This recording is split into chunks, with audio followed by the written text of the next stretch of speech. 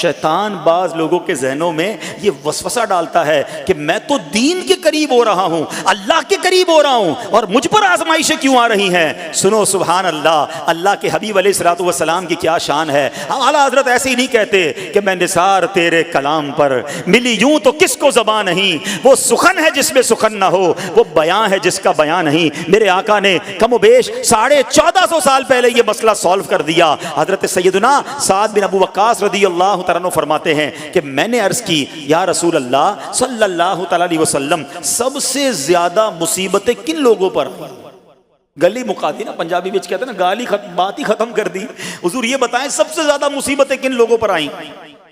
प्यारे आका ने फरमाया अंबिया पर। अल्लाह अकबर, अल्लाह के सबसे करीब तो अंबिया है ना, अंबिया पर, फिर उन लोगों के बाद जो लोग बेहतर हैं, फिर उनके बाद जो बेहतर हैं। सुनो अब अगला जुमला, बंदे को अपनी दीनदारी के एतबार से मुसीबत में मुब्तला किया जाता है। अगर वो दीन में सख्त होता है उसकी आजमाइश भी सख्त होती है, अगर वो दीन में कमजोर होता है तो अल्लाह अज़्ज़ व जल उसकी दीनदारी के मुताबिक उसे आजमाता है। बंदा मुसीबत में मुब्तला होता रहता है, यहां तक कि उसके दुनिया में ही उसके सारे गुनाह बख्श दिए जाते हैं।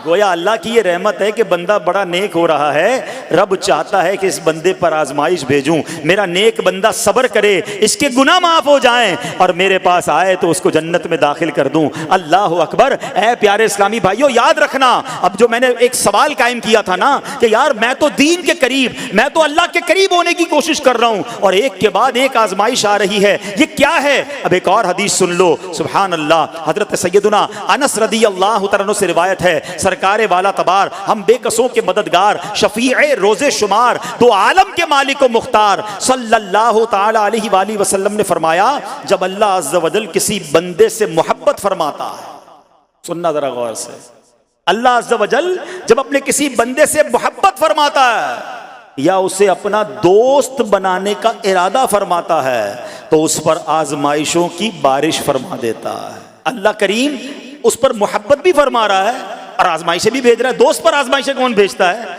दोस्त को तो राहतें डाली जाती हैं। हाय हाय, अब यही तो इम्तिहान है, यही तो चेक है। सुनो, नबी पाक फरमाते हैं जब अल्लाह उस पर आजमाइश भेजता है ना, वो बंदा अपने रब को पुकारता है, ऐ मेरे रब अज़्ज़ व जल।